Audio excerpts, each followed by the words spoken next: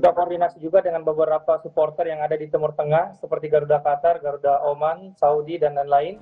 Saudara pelatih Timnas Indonesia Shin Tae-yong memastikan Maarten Paes akan siap tampil saat melawan Bahrain dalam laga lanjutan grup C babak ketiga kualifikasi Piala Dunia 2026. Dalam latihan kemarin, Maarten Paes sudah terlihat bersama pemain lain. Maarten Paes sendiri memastikan kondisinya sudah membaik setelah sempat mengalami cedera pada pergelangan tangan.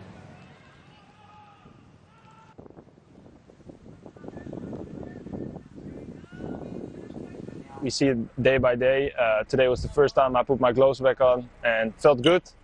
And I want to help the team, but the team is most important. So yeah, if I'm healthy enough and I can help the team as much as I can, I think I want to do it. And if that not is the case, then not. So we see it day by day. Okay. Laga kualifikasi Piala Dunia antara Indonesia melawan Bahrain malam ini akan dipimpin wasit asal Oman. Ahmed Al-Kaf akan memimpin laga kualifikasi Piala Dunia Timnas di Stadion Nasional Bahrain. Ahmed dikenal sebagai wasit yang tegas dalam memimpin pertandingan. Dengan tegasnya itu, Ahmed rata-rata mengeluarkan 5 kartu. Dipilihnya Ahmed Al-Kaf sempat menjadi sorotan sejumlah pengamat karena Oman berada dalam satu badan sepak bola yang sama dengan Bahrain.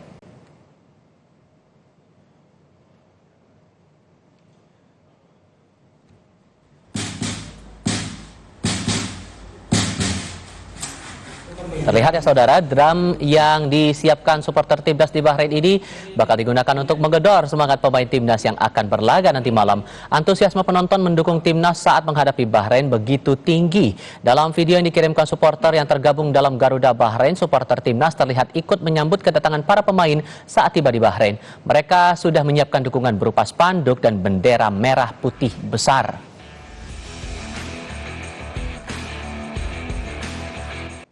Saat ini lewat pukul 1 siang waktu Manama, Bahrain. Bagaimana antusias supporter Timnas untuk menyaksikan pertandingan melawan Bahrain malam nanti dan bagaimana pula peluang Indonesia menang atau mencuri poin? Kita akan bahas ini bersama Ketua Garuda Bahrain Ilham Jamaluddin dan pengamat sepak bola Wesley Huta Galung. Selamat siang untuk Anda Bung Ilham. Mas Wesley, apa kabar? Siang Mas, baik, apa kabar? Terima kasih semuanya sudah hadir dalam diskusi kami kali ini. Bung Wesley, saya ke Anda dulu kalau begitu. Melihat catatan atau track record kita berjuang di kualifikasi Piala Dunia 2026 ini untuk melawan Bahrain, bagaimana proyeksi Anda? Ya, Mas Tifa, catatan saya adalah bagaimana kita memperbaiki performa lini depan. Karena kita sulit sekali mencetak gol belakangan ini. Kalau hitung-hitungan saya, 16 pertandingan terakhir sejak kita mengalahkan Brunei di Oktober 2023 itu, kita hanya bisa cetak 2 kali pertandingan yang lebih dari 1 gol. Di Vietnam 3-0, terus menjamu Filipina 2-0. Setelah itu kita masih masalah. Termasuk Rafael Struijk belum mencetak gol untuk timnas senior. Nah, menghadapi Bahrain ini momentum. Karena bagi saya, Bahrain tidak dalam kondisi yang oke. Jangan ingat-ingat lagi yang kekalahan 0-10. Itu kan bukan suatu hal yang patut dibandingkan. Situasinya berbeda, jauh berbeda. Dan saat ini momentum kita dengan pertahanan yang bagus, koordinasi permainan yang bagus, tinggal lini depan ini, Mas Tifa. Oke, kalau kita lihat di proyeksi line up Timnas Indonesia formasi 3-4-3, apa analisis Anda nih, Mas? Ya, saya berkali-kali mengatakan sejak Sintayong menangani Timnas kita start Januari 2020, selalu saja ada kejutan. Nah, mungkin saja kejutannya di starting line up nih. Oke lah, mungkin Miss bisa bermain di lini belakang, keberanian mencoba pemain baru, meskipun chemistry-nya masih harus terjalin dengan baik. Tapi di lini depan bisa jadi ada kejutan. Yang saya tunggu adalah kejutan keberanian Sintayong untuk misalkan memainkan Malik Rizaldi yang on fire musim lalu di Liga Indonesia dan musim ini cukup baik, mendampingi runner orang Mangun maupun Rafael Struijk. Kejutan ini yang saya tunggu. Oke. Bagaimana kemudian untuk proyeksi Eliano dan Miss Hilgers ini bisa dimainkan langsung di pertandingan kali ini?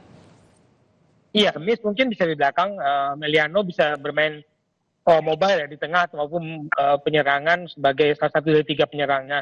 Kejutan tadi itu saya katakan, apakah pemain baru yang chemistry-nya harus teruji dalam pertandingan yang baru mereka lakukan ini, baru ketemu juga di Bahrain dengan pemain yang lain.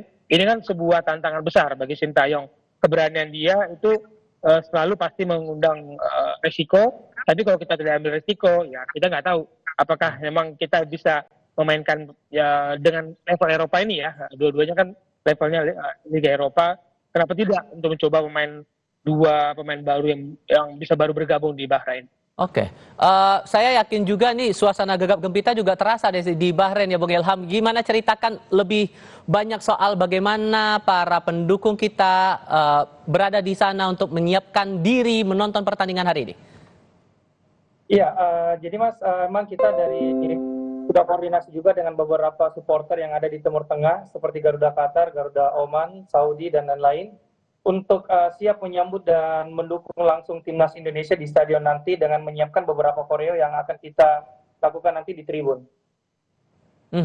Untuk atribut-atribut juga tampak ya, tadi ada drum sudah disiapkan, spanduk, terus ada bendera besar juga ya, dan ini dipastikan bahwa semua atribut bakal dimainkan semua oleh teman-teman supporter. Ya, jadi ada beberapa koreo yang akan kita lakukan nanti di tribun, seperti kita akan sudah menyiapkan satu bendera raksasa 2x10 meter, bendera merah putih yang akan kita bentangkan pada saat Indonesia Raya berkumandang nanti di Bahrain National Stadium. Ada berapa banyak supporter kita yang bakal meramaikan stadion nanti, Mas? Sejauh ini update sampai pagi tadi untuk penjualan tiket sudah hampir sold out. Jadi dari Garuda Bahrain sendiri kita sudah menjual tiket kurang lebih 1.800-an. Dan sudah disupport juga dari beberapa teman-teman yang WNI yang belum mendapatkan lewat kami, kita langsung arahkan ke kantor Bahrain Football Association tadi pagi. Oke.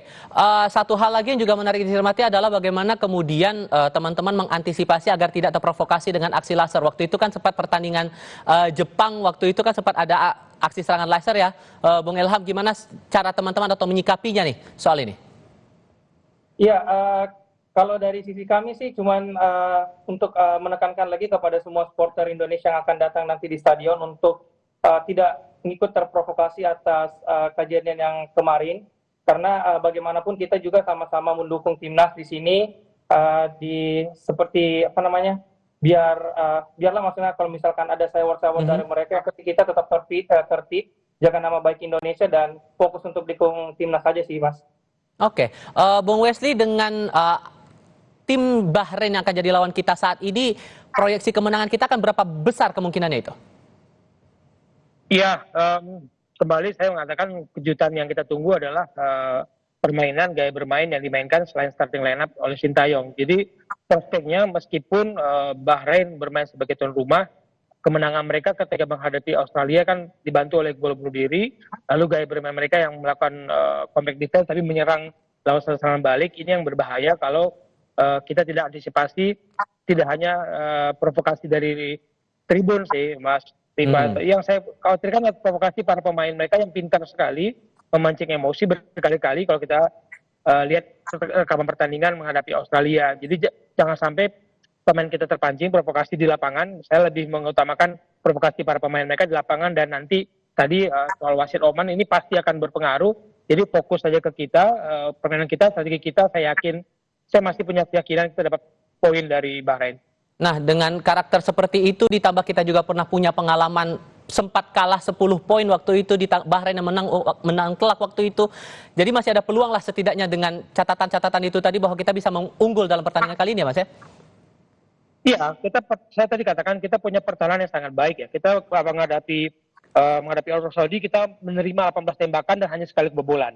Kita melatih Australia 19 tembakan kita hadapi, kita tambah kebobolan. Itu sudah oke. Tinggal bagaimana melakukan serangan-serangan dan mencoba melakukan tembakan lebih sering. Ya, itu kita berharap Rana Romangun, mau Rafael Struij atau siapapun nanti di depan, maupun Tom Haye yang punya tembakan jarak jauh itu sering melakukan itu, sehingga Bahrain tidak leluasa, tidak nyaman melakukan serangan balik yang menjadi kekuatan mereka. Oke, doa terbaik tentu saja untuk timnas kita berjuang di laga kualifikasi Piala Dunia 2026 ini. Bung Wesley, Bung Ilham, terima kasih banyak sudah berbagi pandangan bersama kami. Sehat selalu semuanya. Terima kasih.